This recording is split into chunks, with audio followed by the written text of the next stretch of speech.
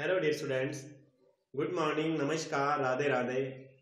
स्वागत है आप सबका एक बार फिर डीपीएस की ऑनलाइन क्लास में। तो बेटा क्लास थर्ड के स्टूडेंट्स ईवीएस की नोटबुक लीजिएगा, बुक लीजिएगा।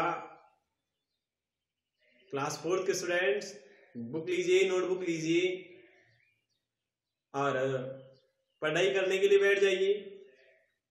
आप सबको पता है हम पिछले 2 and more मंथ से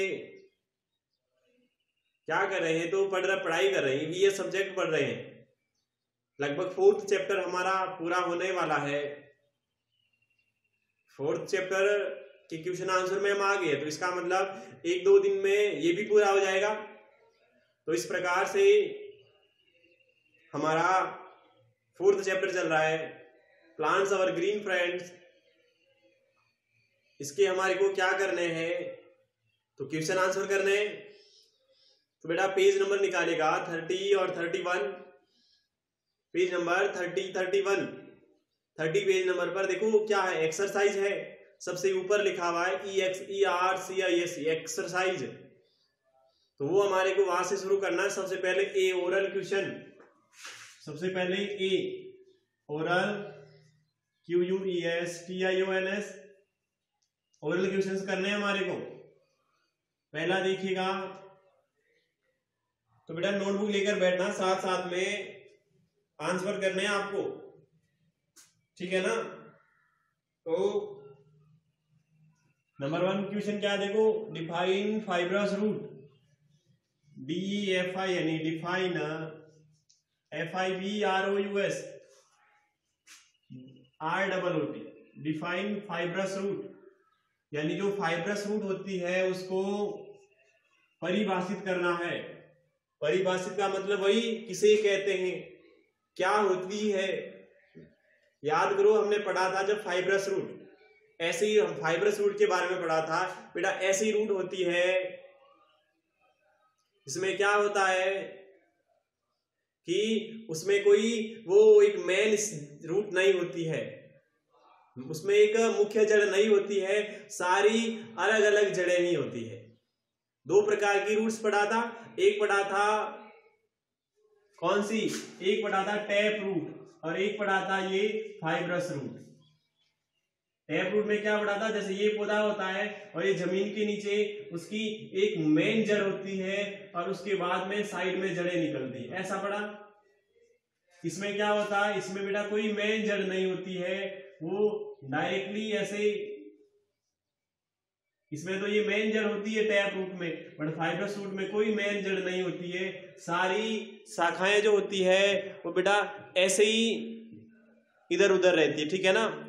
तो आंसर क्या लिखोगे, एक कुछ ऐसे पौधे होते हैं जिसकी जड़ें एक गुच्छे के रूप में पाई जाती है, उसको कहेंगे डिफाइन फाइब्रस रूट को।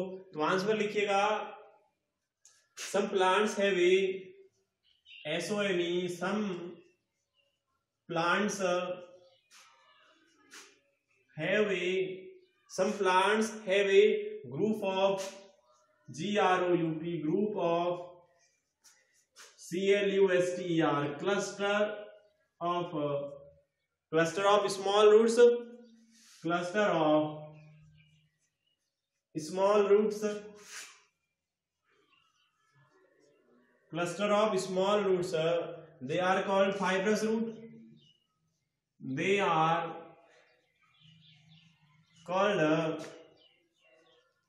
FIBROUS fibrous root। उसी को क्या कहेंगे, तंतुनुमा जड़ कहेंगे। फाइब्रस को हिंदी में क्या कहते हैं, तंतुनुमा जड़।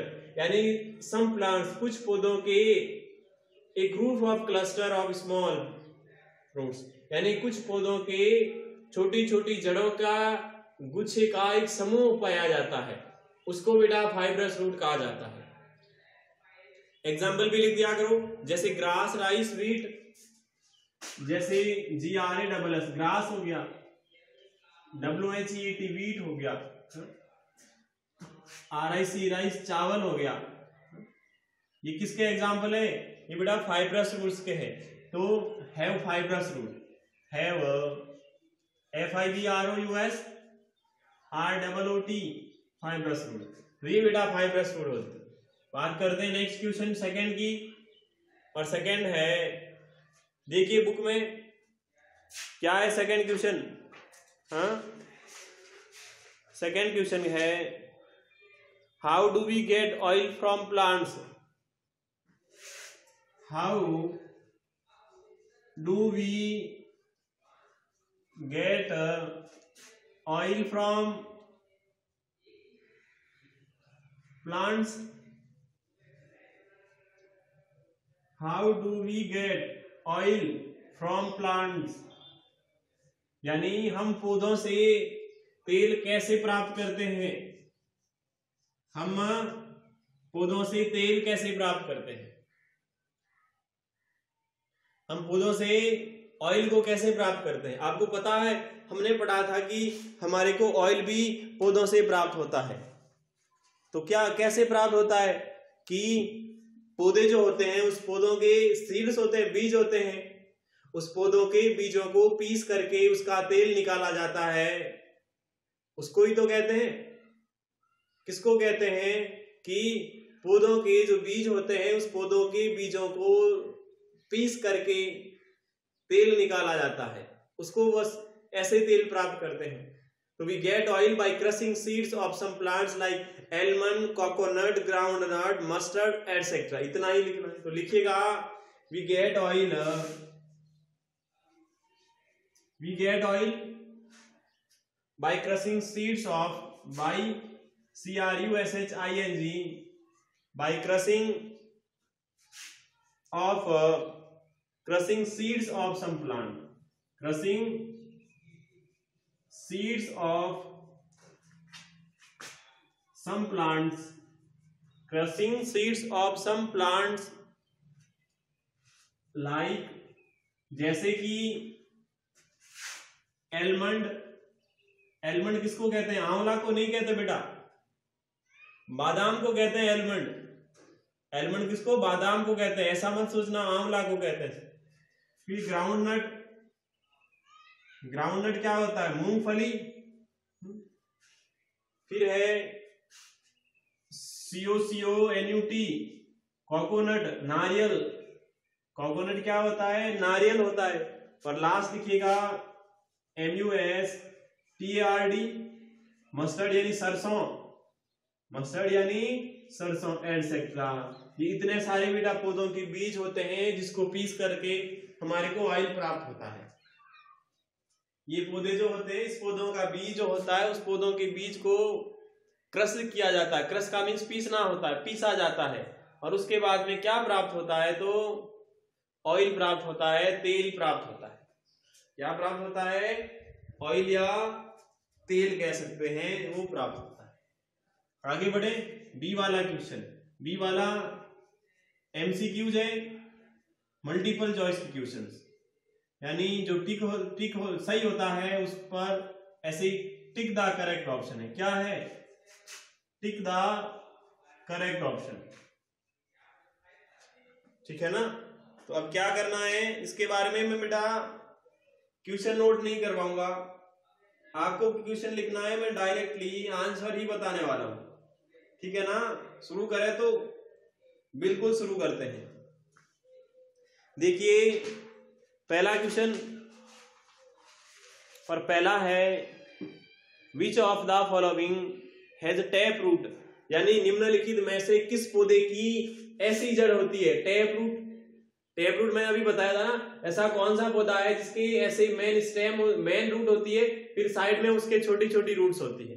आंसर है राइस, वीट या कैरेट। तो अभी देखो एग्जांपल में लिखा था, ये देखो वीट लिखा है यहाँ और यहाँ राइस लिखा था, यानी राइस एंड वीट। तो राइस और वीट की तो कैसी है, फाइब्रस रूट है, तो राइस वीट तो आंसर होगा नहीं पहले का। तो बचा क्या है, कैरेट बचा है। तो कैरेट की बेटा क्या होती है, टैप रूट होती है। ये पहला क्वेश्चन मल्टीपल चॉइस का, और पहले का आंसर सी नंबर का आंसर, इसमें लिखा हुआ है कैरेट। समझ में आ गया। देखो दूसरा question, which one of the following has soft and green stem, निम्नलिखित में से किस पौधे का सॉफ्ट यानी कोमल और ग्रीन का मीन्स हरे रंग का तना होता है। देखो बनियान, बरगद का पेड़ आपको पता बहुत बड़ा होता है बरगद का पेड़, उसका तो बेटा तना हरा होता है और वो उसका स्टेम सॉफ्ट थोड़ी होता, बहुत बहुत हार्ड होता है। फिर देखो एक ऑप्शन सी देखना, नीम, नीम भी बेटा नहीं आता। नीम का स्टेम कैसा होता है, ग्रीन नहीं होता है ना, ब्राउन कलर का होता है, बहुत हार्ड होता है। बट कोरिएंडर ऐसा पौधा होता है जिसका stem soft and green colour का होता है। तो आंसर इसमें बी सेकंड में, इसमें लिखा हुआ CORIANDER, coriander. And the now question number third question देखिएगा, which one of the following is called backbone of the plant, यानी नीम पौधे का कौन सा भाग बैकबोन कहलाता, रीढ़ की हड्डी कहलाता है। बेटा रीढ़ की हड्डी कहलाता है जो पौधे को सीधा खड़ा करेगा, उसको रीढ़ की हड्डी कहेंगे।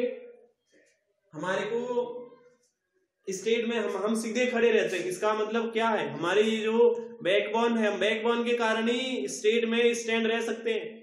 उसी प्रकार पौधा अगर सीधा खड़ा रह सकता है तो उसको किसकी जरूरत बहुत जरूरी होती है, स्टेम की। स्टेम अगर हार्ड होता है और इस कारण से स्टेम अगर हार्ड होता है तब तो वो सीधा खड़ा रहेगा, हार्ड नहीं होगा तो सीधा खड़ा नहीं रहेगा। तो स्टेम वाले पार्ट को कहते हैं। तो कौन से ऑप्शन में, स्टेम, बी ऑप्शन में। तो थर्ड में भी बी और आगे लिखा हुआ स्टेम, ये थर्ड का आंसर। नंबर 4 और 4 नंबर पर है, वी गेट रबर फ्रॉम, हम बेटा रबर किसे प्राप्त करते हैं, अकेसिया, बंबू और लेटेक्स। अकेसिया से तो सर गम प्राप्त करते हैं, आपको पता होगा जब मैंने पढ़ाया था, अकेसिया से गम गोंद प्राप्त करते हैं। बंबू से कागज मिलता है, कागज जिसको बांस कहते हैं। और लेटेक्स से क्या मिलता, रबर मिलता है। तो 4 का आंसर सी नंबर में है और सी नंबर में LATEX, लेटेक्स। क्या, लेटेक्स, ठीक है ना। तो 4 का आंसर लेटेक्स हो गया। नाउ नंबर 5 नंबर देखिएगा, वी गेट गम फ्रॉम, अभी मैंने कहा था अकेसिया से गम प्राप्त करते हैं। तो आप देखो ए ऑप्शन में ही लिखा हुआ अकेसिया, नीम से कोई गोंद नहीं मिलता और लेटेक्स से मैंने कहा रबर मिलता है। तो answer A is the correct answer. 5th में ACACIA अकेसिया, तो अकेसिया आएगा 5th नंबर में। 5th नंबर में आंसर क्या होगा, अकेसिया प्लांट।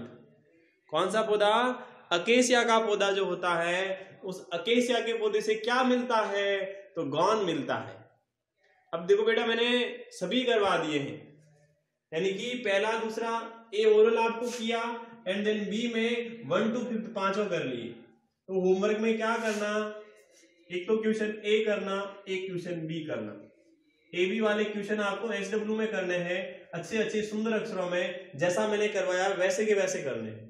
ए में मैंने क्वेश्चन लिखवाए तो क्वेश्चन लिख के आंसर करना है, बी में मैंने नहीं लिखवाए तो क्वेश्चन आपको बुक से लिखना है, बाकी आंसर यहाँ से लिखना है। अब आपसे विदा लेता हूं बेटा, कल वापस मिलते हैं, तब तक के लिए भगवान आपको सुरक्षित रखें, आपके परिवार को सुरक्षित रखें, मस्त रहें, तंदुरुस्त रहें। अब मैं चलता हूं, bye bye, have a nice day, thank you.